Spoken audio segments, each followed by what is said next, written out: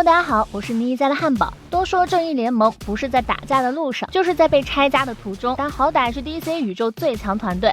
每次讨论战力，总会提到这个话题。实际上问题很简单，我在这里放一个华纳 JPG， 开个玩笑。其实关于毁灭正联这个想法，人类最后底线，蝙蝠老爷心中早就有了一份计划。夜深人静的城市内，一伙超能力犯罪分子闯入银行窃取珠宝，但不赶巧的是，皇家同花顺又一次撞上正义联盟冲业绩。当老爷查到他们的踪迹时，对方还在银行内盗窃钻石，率先潜入的老爷被敌方发现，看着蝙蝠耳的暗黑骑士缩在角落，同花顺的队员戏称老爷这是在躲猫猫。在纠缠中，老爷独自扛下敌方队伍的攻击，同花顺的队长大喊撤退，队员不甘心想 K 蝙蝠侠的人头，反正罗比好长一段时间没出来了，但很快的他就看见超人协同正联其他人出现在门口，皇家同花顺众人忍不住爆了粗口，这换谁心态不崩啊？打劫抓落单，结果东西没捞着，还被对方叫队友针对了。同花顺众人立刻潜逃，却被正联众人的操作秀了一脸。绿灯的模拟小廊房，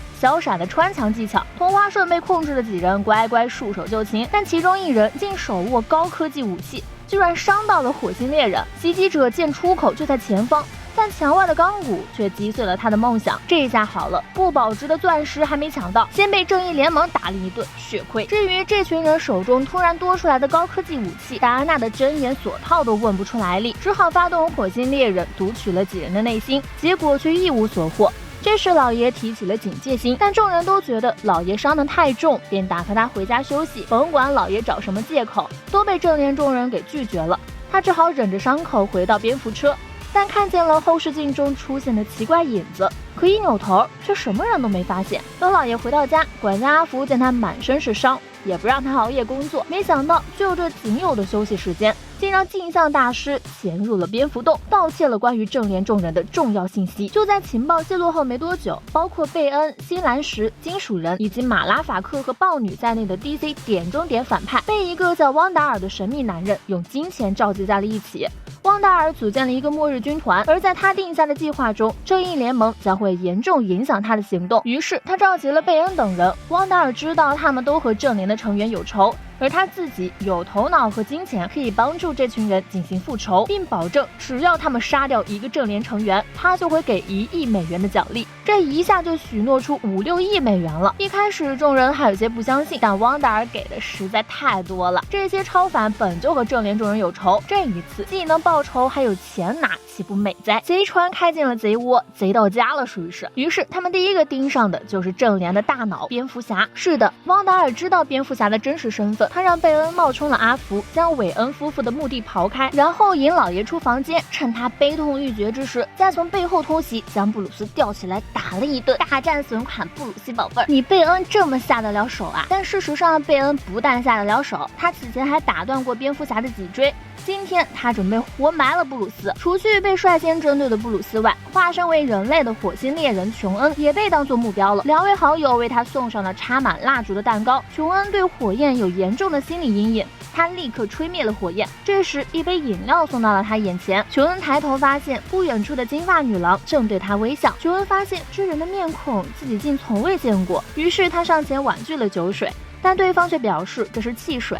琼恩只好喝下一口，这时女人却突然点破了琼恩火星人的身份。琼恩这才发现这金发女郎居然是个女装大佬，不仅如此，女装大佬竟然还是他弟马拉法克。这一切都是汪达尔设下的计谋。马拉法克在汽水中下了毒和镁，他扔下打火机，火星猎人顿时被火焰笼罩，汽水变汽油了，属于是。琼恩失手伤害了2位好友，自己跳进了河内。超级反派的大联合使得正义联盟众人接二连三的中招，随后小闪和绿灯也相继中招。镜像大师一直都是小闪的敌人，他伺机绑架了运钞车，吸引小闪出现救人，并利用一名年迈的老人作为人质，逼得小闪明知有陷阱却不得不踩进去。小闪手中被嵌入了足以炸毁周围4公里范围的炸弹，只要他开始跑步后就不能停下，一旦停下，这个炸弹就会轰飞他和周边一切事物。至于绿灯侠那边，他接到通知有恐怖分子控制了一处开采工地，并绑架了数人。绿灯侠赶到现场救下了被绑架的工作人员，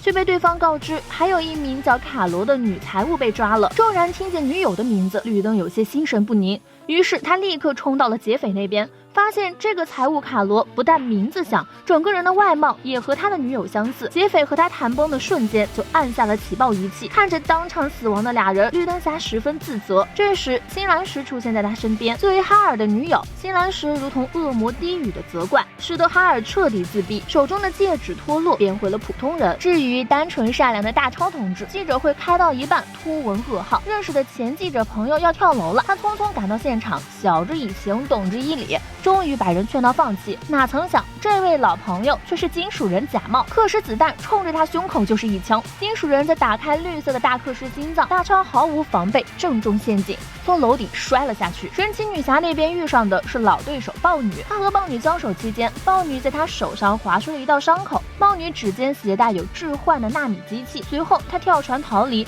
戴安娜迅速追了下去，却发现目之所及全是豹女，你离开后我见谁都是你的模样。戴安娜并不知道自己所见的全是假豹女，于是女武神开始了她的绝杀，这样做无疑是在袭击人类，而戴安娜的体力在持续损耗，一直这样战斗下去，她只会力竭身亡。蝙蝠侠被活埋，大超身中克什子弹，巴里不能停下脚步，哈尔心生恐惧，火星猎人困在烈火的阴影中，戴安娜的战斗永远也无法停歇。于是反派们觉得大获全胜了，他们甚至举办起了宴会用来庆祝。在庆功宴上，汪达尔说出了自己的真正目标，他接下来的目的是种族灭绝，要毁灭人类2/3的人口，并表示不会支付现金给他们了。这次暗杀将用作新世界成立后他们的统治权。哎呦，这不汪老板吗？好久不见啊，又在给员工画大饼啦。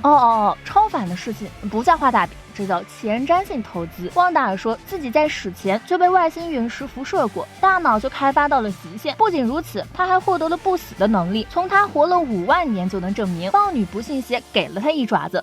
汪老板倒地后，竟然真的又活了过来。几个超凡终于相信了他的计划，纷纷同意了加入以后成为领主。殊不知，这时被活埋的老爷已经醒来，口袋里唯一备用的指环成了他打开棺木的钥匙。相较于老爷的自救，目前还没有被坑的就只有钢骨。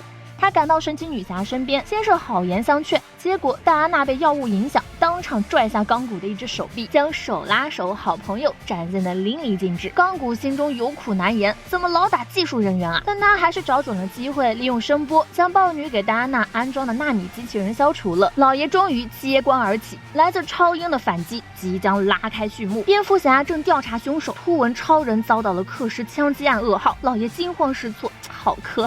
超人的钢铁之躯一般的手术刀无法化开伤口取弹，于是布鲁斯致电小闪，委托他去取克什刀。小闪表示身上装了炫迈，根本停不下来。老爷心里咯噔一下，再去考火星猎人。火星猎人说自己看了草妮妮影院的解说，燃起来了。这下老爷大呼不妙，正联被袭击了，而凶手竟是他自己，这是怎么回事呢？现在老爷还来不及解释，他让小闪用穿墙技能进入冰山，再摘除炸弹。小闪一咬牙，觉得可行，冰山哪怕是炸弹爆炸也只死自己一个。好在危急关头他躲过了一劫，立刻按照指令前往实验室寻找克什。火星猎人那边，老爷委托了戴安娜和钢骨支援，戴安娜潜入河堤，对着高燃的火星猎人一针博人转下去，顿时熄了火。而哈尔那边是老爷亲自去劝的，他安慰哈尔这不是他的错。老爷熟读人体知识学，一伸手就拽掉了哈尔怀里的女人的头。原来对方是个机械人，故意用来引起哈尔的罪恶感的。哈尔睁大眼睛说自己感到了恐惧，老爷打断他说恐惧是因为他中了稻草人的毒气。哈尔顿时打起了精神，不是被安慰到的，估计是被老爷徒手摘头的动作给吓的。现在只剩下超人了。正联众人赶到现场，老爷让小闪将克什交给钢骨，通过透析后的克什激光，再配合火星猎人的触手手指，顺利的取出了大超胸口的子弹。随后大超苏醒了过来，人群纷纷发出好耶。而关于这次袭击的事情也终于揭露了出来，这次袭击的手笔正是老爷制造出来的，但他却从没有真正实施过。这只是为了防止正联的众人出现失控做的计划，并且有人擅自篡改了计划的致死率。大超一听十分失望，你居然这么防备我们！老爷对他这话得对着隔壁不义联盟说。听到这里，还没有入队的钢骨意图逃离纷争，却被戴安娜叫了回来。哈尔赶紧打圆场，有防备之心固然是好的，但这么重要的东西被盗窃了都不知道，蝙蝠侠记大过。老爷表示自己查到了原因，镜像大师使用的是全息投影，所以才没有触发系统的警报。根据他们调查的镜像大师的情报，立刻就找到了汪达尔的基地。这会儿，汪老板正告诉豹女等人，自己会对太阳发射火箭，到时候火箭会造成庞大的太阳耀斑爆发，人类就彻底死翘翘了。这时，由火星猎人带路，正连众人同时传送到了这个基地，那真是仇人见面分外眼红，各找各的对手，整个末日集团大乱。小闪遭到了镜像大师的包围，他仅凭速度就将镜像大师所有的分身撞碎，并对真镜像大师使用了正义的铁拳。而另一边，戴安娜和豹女对上了手，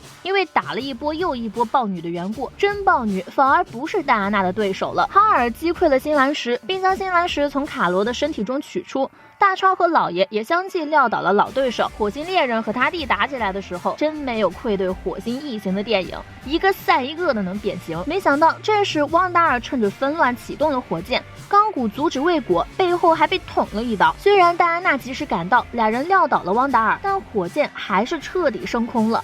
不但如此，升空的火焰还烧死了马拉法克。超人立刻追着导弹飞了出去，虽然毁掉了大半的导弹，但仍然有2颗太过靠近太阳，导致大超释放镭射眼的时候漏掉了一个。于是下一秒，太阳耀斑爆发，直奔地球而去。大超掉头就走，距离耀斑抵达地球还有8分钟，他需要想别的办法来解决耀斑。哈尔张开屏障帮忙拖延时间。好在这时钢骨发现汪达尔这基地的秘密了，耀斑爆发，他们肯定也会受伤。但这个基地就是一个大型的隐藏仪器，可以降低耀斑的亮度，但需要将它和正联的基地链接，所以仪器必须抵达近地轨道。于是正联众人纷纷行动起来，在绿灯侠屏障碎裂，耀斑抵达地球的前一秒，整个基地屏障张开，像给地球穿了一件防晒服。在防晒服被融化前，太阳耀斑终于结束。随后汪达尔被世界法庭判处反人类罪，实施终身监禁，并禁止保释。而正联也开了个小会，迎接钢骨正式加入正联。针对老爷对正联众人的信任危机，大家都力求给老爷争取解释的机会。老爷没有替自己辩解，